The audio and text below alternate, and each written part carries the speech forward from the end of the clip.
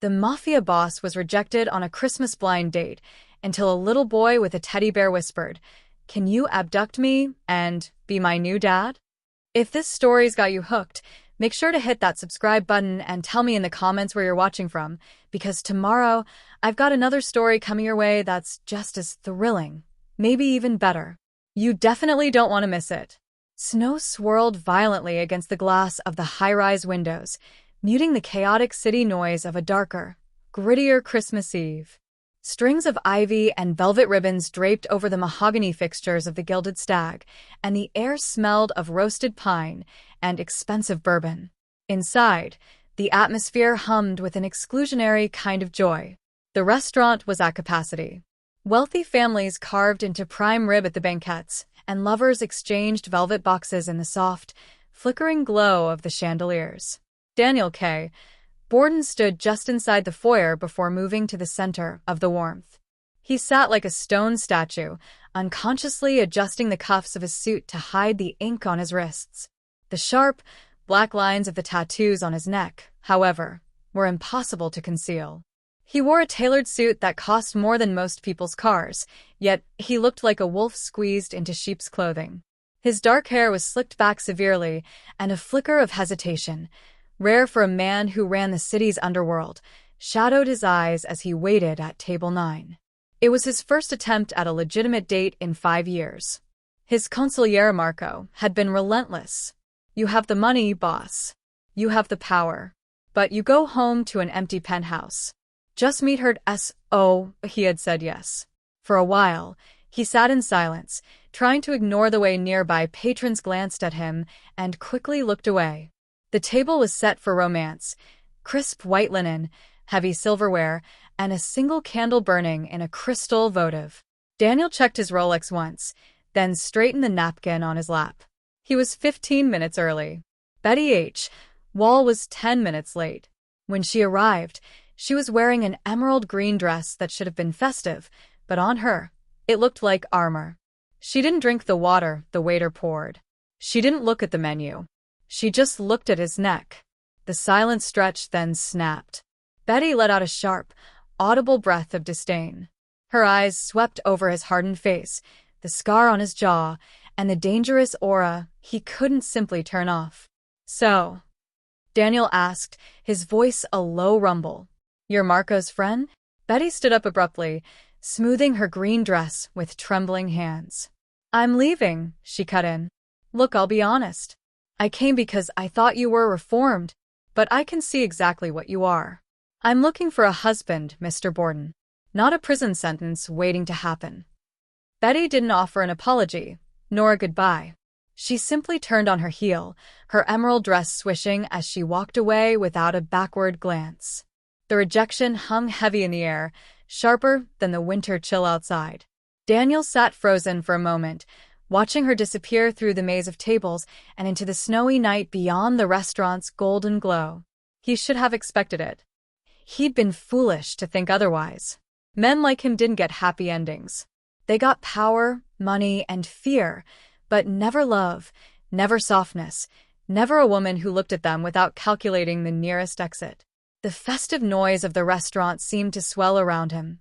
Laughter, clinking glasses, the hum of happy lives, highlighting his absolute isolation. A family at the next table sang Jingle Bells, off-key, while their children giggled. Somewhere near the bar, a man dropped to one knee, producing a ring box to gasps and applause.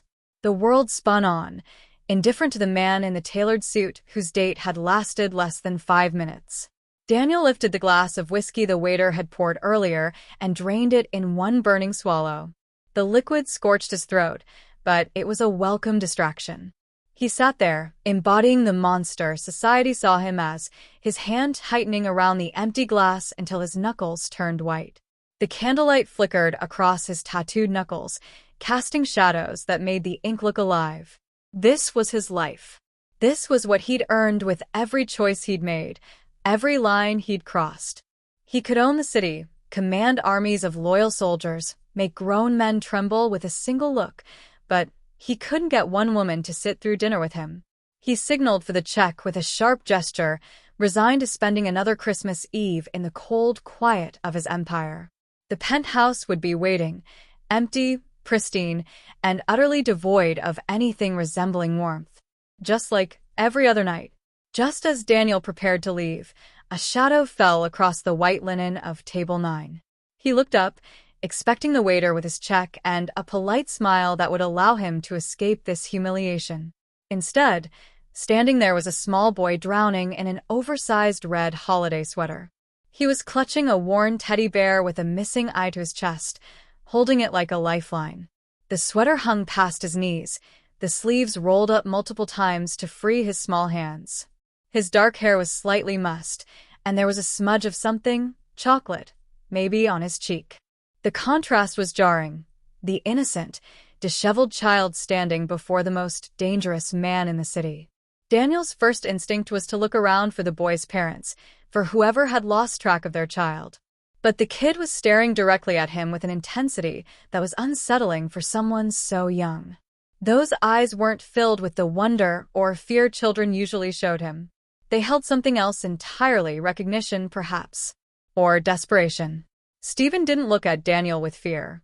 He looked at him with a desperate sort of calculation, the way a drowning man might look at a piece of driftwood. For a long moment, neither of them spoke. The restaurant noise faded into white static. Then the boy took a step closer, his small fingers tightening around the teddy bear. He leaned in, close enough that Daniel could smell candy canes and children's shampoo, and whispered so only Daniel could hear. "Can you abduct me?" Daniel's eyebrows shot up. Of all the things he'd expected tonight, this wasn't even on the list. The boy continued, his voice urgent and matter-of-fact. "My foster dad is mean, and you look like you can beat him up." He paused, studying Daniel's tattooed neck, with an approving nod. "Will you be my new dad instead?" Time seemed to freeze. Daniel's gaze dropped from the boy's face to his collar, where the edge of a bruise peeked out, purple and yellow, the kind that came from fingers gripping too hard. His jaw tightened. He looked around the restaurant at the oblivious staff in their festive bow ties, at the families too absorbed in their perfect Christmas Eve to notice a desperate child wandering alone. A split-second decision formed in his mind, one that violated every rule of his carefully ordered criminal life, every protocol about staying invisible, about not drawing attention. "Kid," Daniel grumbled, standing up and buttoning his jacket to cover the holster at his hip. His voice was rough, but something in it had softened. "We don't call it abduction. We call it a ride." He didn't grab the boy. He didn't force anything.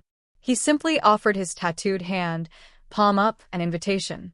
Stephen took it instantly, his small fingers disappearing into Daniel's grip without hesitation. They walked out of the Gilded Stag together, past the hostess stand and the confused maitre d', into the biting cold of Christmas Eve. Daniel ushered Stephen into his armored SUV, the kind with bulletproof glass and reinforced doors. As the heavy door thudded shut against the snow and chaos outside, the boy didn't cry or panic or second-guess his choice. He exhaled, a long, shuddering breath that seemed to release years of tension from his small body. For the first time in what must have been forever, Stephen felt safe. The transition to Daniel's penthouse was a culture shock. The apartment was a fortress of glass and marble, cold, expensive, and devoid of warmth. Floor-to-ceiling windows overlooked the glittering city below, and everything from the furniture to the art screamed calculated precision. There were no family photos, no clutter, no signs that anyone actually lived here. "Do you have marshmallows?" Stephen asked, wandering around a sculpture worth $1 million without touching it, his teddy bear dangling from one hand.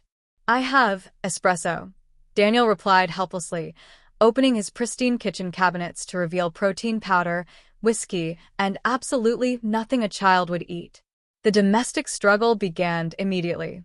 Daniel, a man who could dismantle a weapon blindfolded in seconds, found himself baffled by the mechanics of making hot chocolate.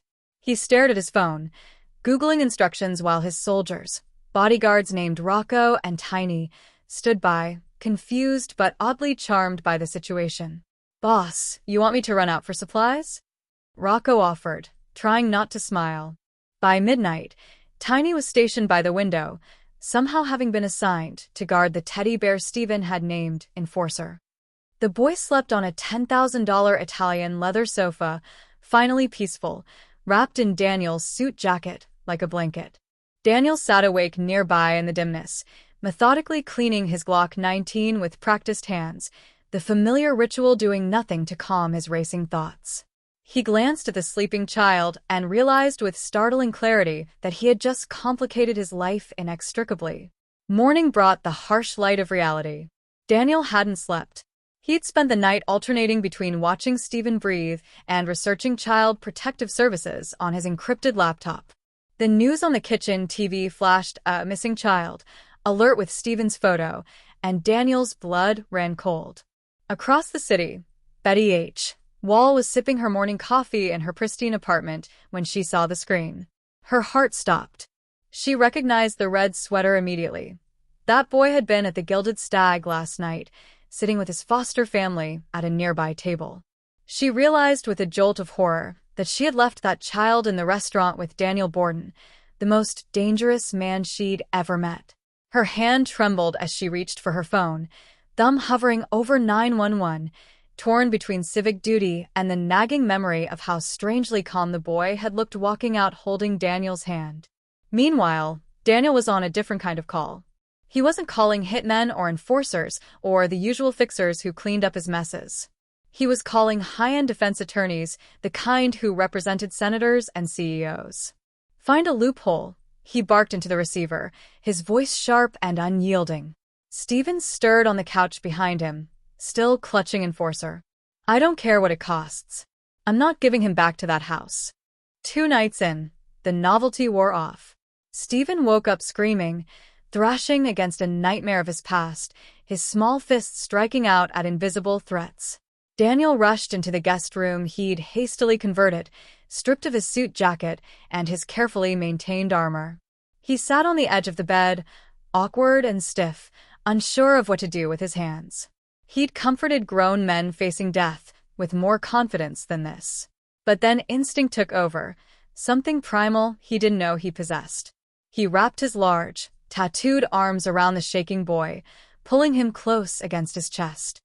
"I've got you," Daniel whispered, his voice cracking in a way it never had during interrogations or territory negotiations. "Nobody touches you here. I promise." Steven's trembling gradually subsided, his face buried against Daniel's shoulder. In the dark, the mask of the boss slipped completely.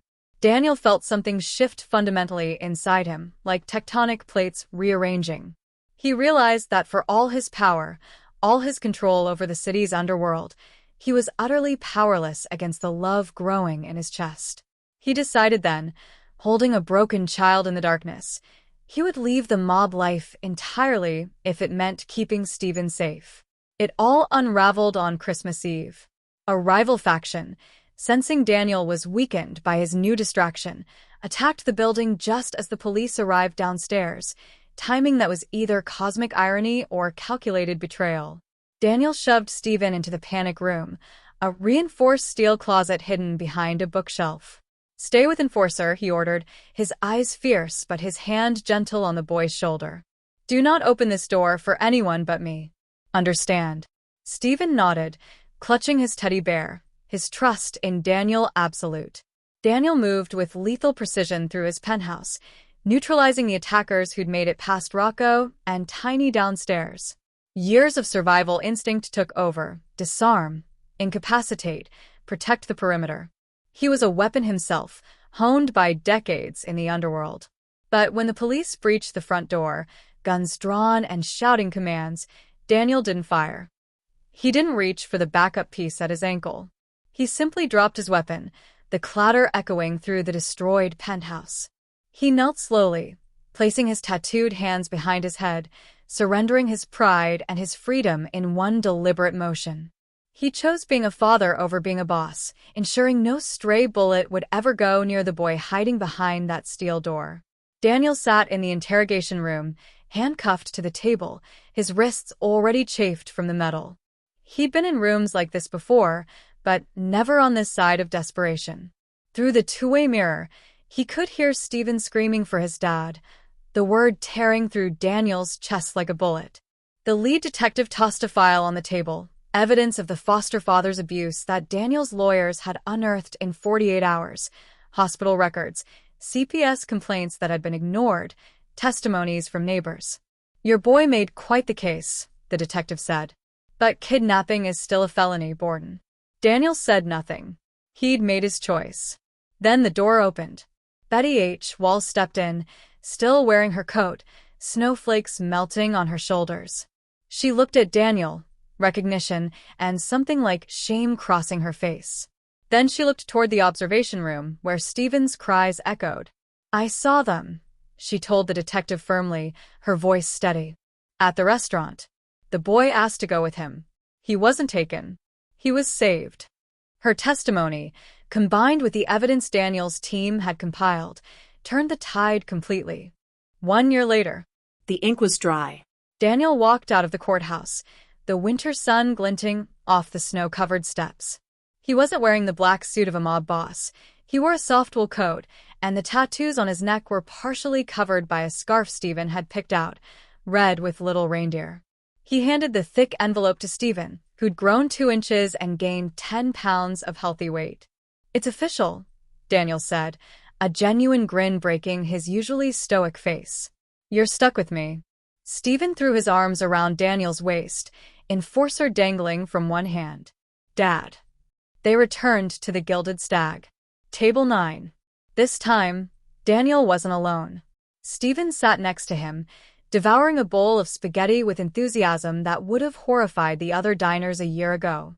Betty sat across from them, not as a date, but as a friend who'd become an unexpected partner in Daniel's new legitimate security consulting business. The staff didn't look at Daniel with fear anymore. They looked with respect, with warmth. Can we have dessert? Stephen asked, chocolate sauce on his chin.